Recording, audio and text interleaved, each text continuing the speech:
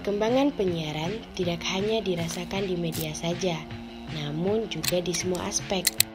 Framing yang biasa kita kenal di media layar kaca, namun juga ada di dalam penelitian kualitatif. Simak penjelasan berikut ini. Framing secara fundamental merupakan dapat dijelaskan sebagai proses pengorganisasian data untuk membentuk kerangka atau struktur yang dapat membantu interpretasi dalam konteks ini. Framing membantu peneliti merinci bagaimana mereka melihat data dan menjelaskan data secara terperinci. Framing adalah konsep yang kompleks dan terus berkembang dalam penelitian kualitatif.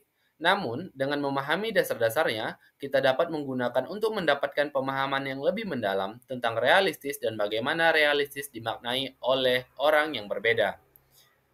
Konteks pertanyaan penelitian framing adalah konsep yang kompleks.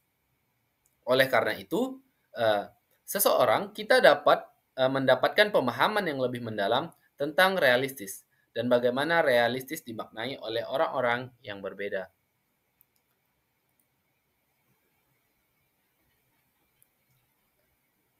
Pada framing terdapat hubungan data framing, yaitu mengungkapkan asumsi bias, menjelaskan perbedaan interpretasi, serta memperkuat atau menantang teori dan memberikan wawasan baru.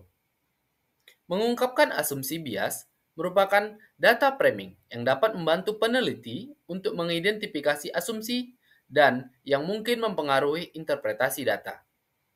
Framing dalam konteks penyiaran merujuk pada cara cerita disusun, disajikan, dan diinterpretasi untuk mempengaruhi persepsi atau pemahaman penonton tentang suatu topik atau peristiwa. Ini biasanya dilakukan melalui berbagai cara, seperti pemilihan kata, gambar, suara, hingga durasi dan urutan cerita. Dalam tahap penyiaran, framing dapat digunakan untuk mengarahkan perhatian penonton pada aspek-aspek tertentu dari suatu topik.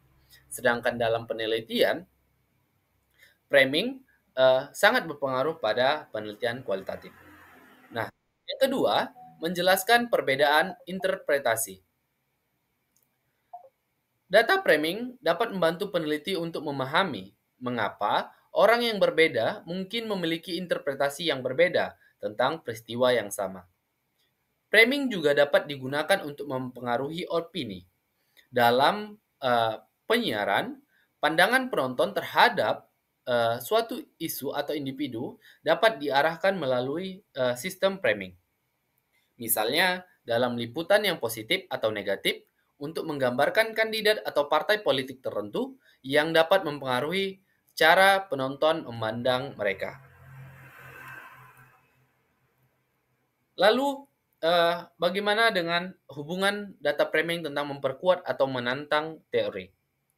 Nah, data framing dapat digunakan untuk memperkuat atau menantang teori atau suatu fenomena penelitian. Sehingga dalam suatu teori yang digunakan dalam framing penelitian kualitatif dapat menyelesaikan masalah penelitian atau fenomena yang diangkat dan memberikan wawasan baru.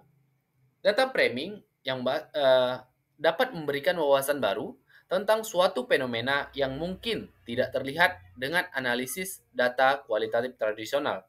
Sehingga data framing ini dapat memberikan wawasan atau pengetahuan baru tentang sesuatu analisis data yang belum dimiliki sebelumnya. Oke.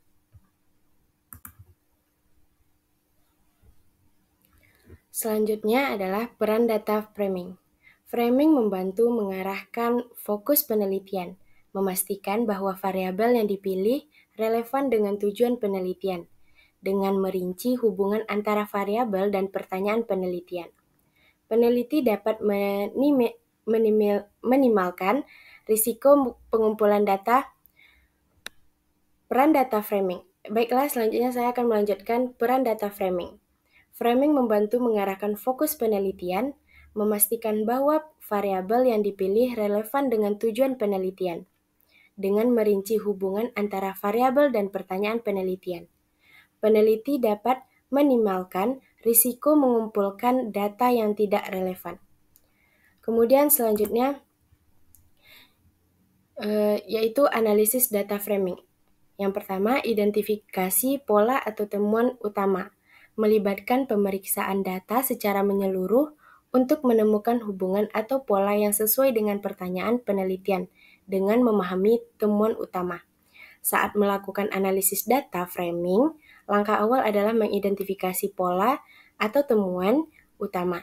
Ini melibatkan pemeriksaan data secara menyeluruh untuk menemukan hubungan atau pola yang sesuai dengan pertanyaan penelitian.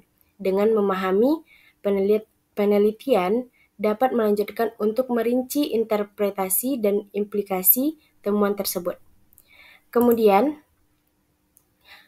selanjutnya, analisis data framing yang kedua yaitu pemilihan kerangka analisis yang sesuai. Pemilihan kerangka analisis yang tepat memastikan interpretasi yang akurat dan mendalam terhadap temuan penelitian. Setelah temuan utama diidentifikasi, peneliti perlu memilih kerangka analisis yang sesuai untuk menginterpretasikan temuan tersebut. Apakah hasilnya dapat dijelaskan melalui teori tertentu, atau apakah diperlukan pendekatan analisis khusus? Semuanya dipandu oleh kerangka kerja yang telah dibuat sebelumnya. Selanjutnya itu interpretasi hasil. Yang pertama, menafsirkan temuan utama. Interpretasi hasil melibatkan penjelasan mendalam tentang temuan utama yang dihasilkan dan dari analisis data framing. Peneliti perlu menjelaskan bagaimana temuan ini berkaitan dengan pertanyaan penelitian, apakah temuan tersebut mendukung atau menentang hipotesis awal, dan implikasinya dapat konteks penelitian lebih luas.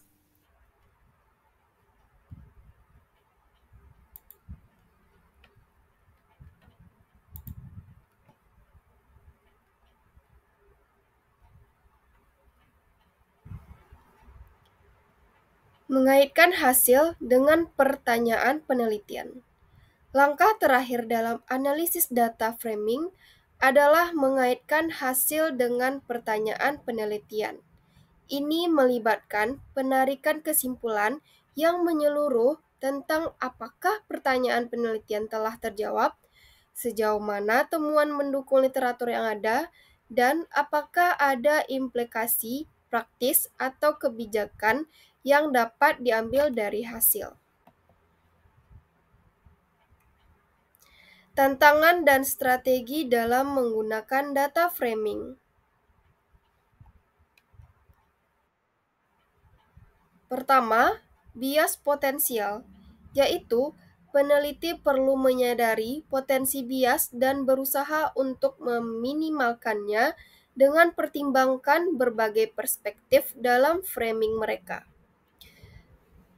Keragaman pengumpulan data, yaitu peneliti perlu mempertimbangkan variasi dalam metode pengumpulan data dan memvalidasi hasil dengan sumber data tambahan jika diperlukan.